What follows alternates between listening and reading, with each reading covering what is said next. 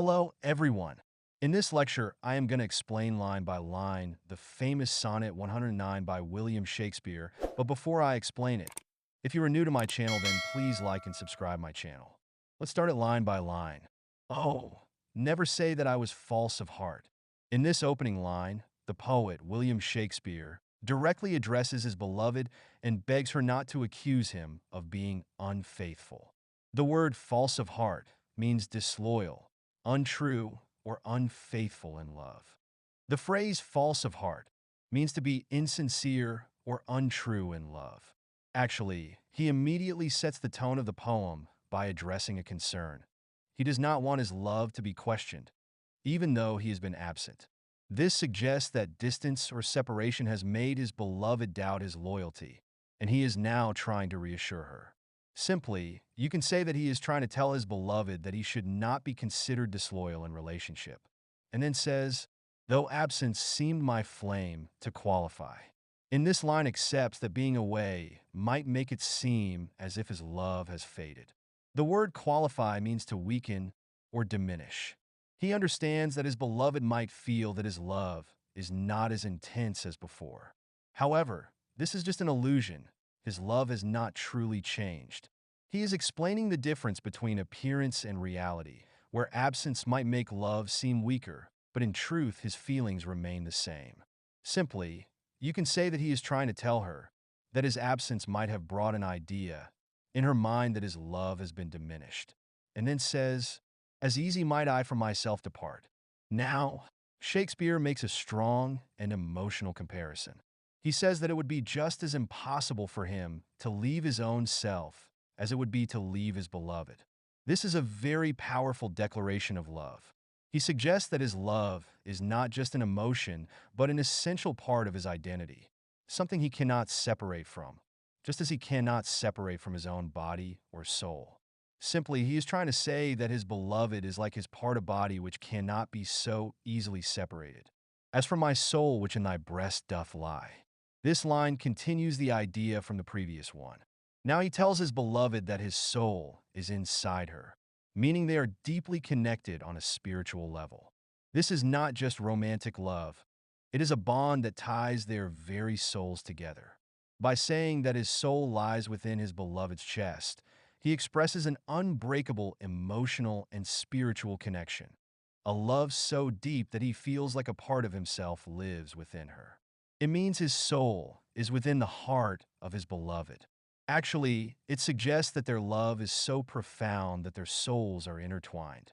He is saying that being separated from his beloved would be as impossible as being separated from his own soul. And then says, that is my home of love, if I have ranged.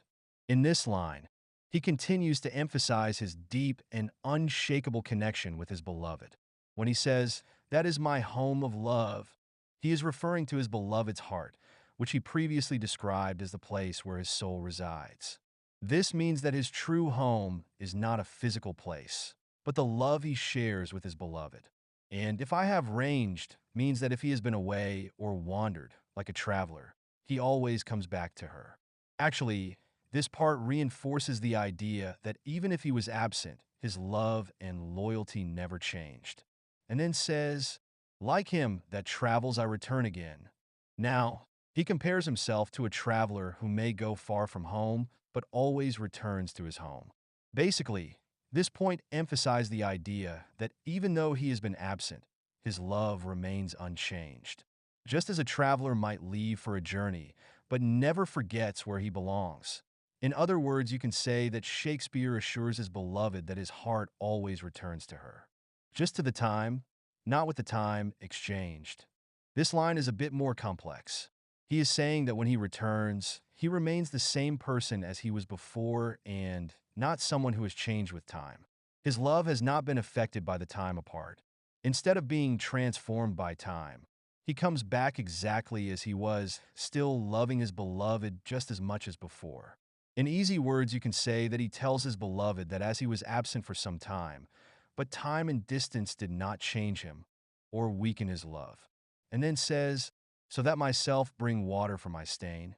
In this line, Shakespeare uses a metaphor to express his willingness to correct any wrongdoing.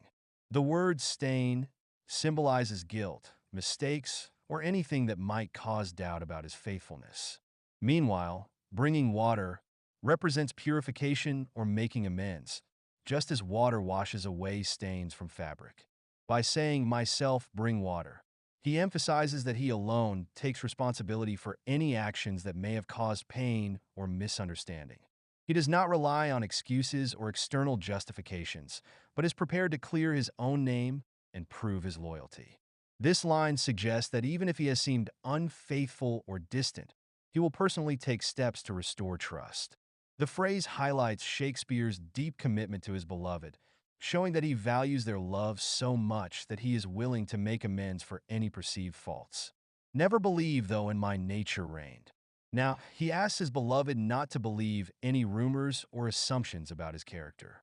The word reigned suggests something that is in control or dominant. He acknowledges that human beings have weaknesses, but he insists that these weaknesses do not define him or his love. In other words, you can say that he acknowledges that human beings have weaknesses, but he insists that he has not let those weaknesses control him in a way that would make him unfaithful. And then says, all frailties that besiege all kinds of blood. He continues by stating that all people, no matter their background, have weaknesses. He recognizes that human nature is flawed and people can make mistakes.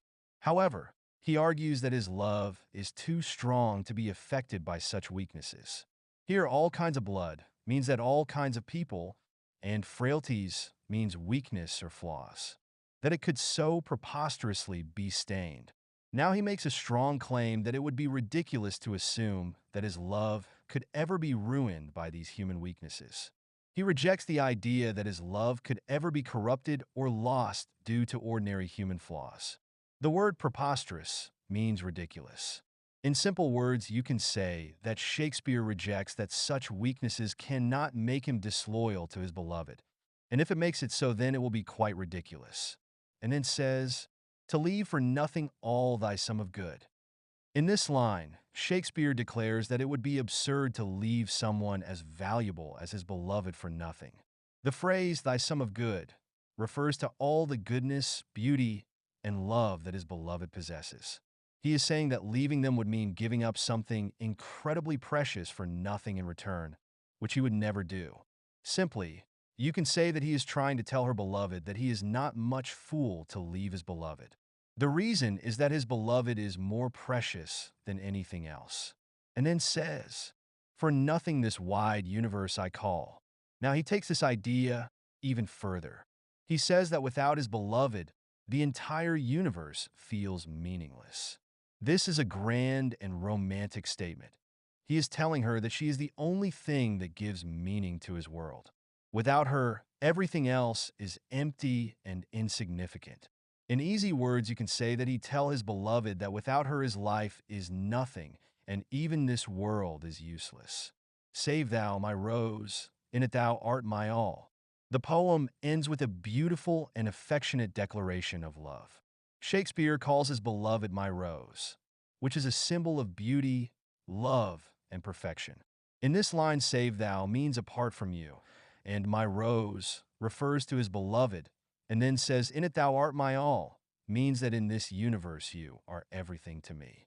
So it means that he is calling his beloved with the name of Red Rose and says in this universe, she is everything for him. I hope you have enjoyed this lecture, but please don't forget like and subscription to my channel. Thank you.